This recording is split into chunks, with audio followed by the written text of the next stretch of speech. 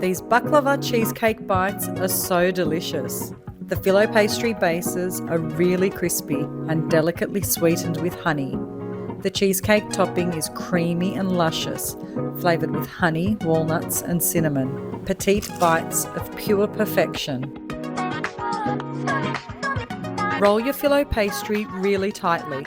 That will help create those beautiful layered bases. Make sure your knife is really sharp to create a clean edge. Add plenty of butter. This helps create that deep golden colour when they're baking. Add plenty of honey and let them sit so that the honey seeps through all of the layers. When making your cheesecake topping, beat everything until it's really smooth and thick. This is the consistency you're looking for. It's the perfect bite-sized dessert for any occasion. You have to try them.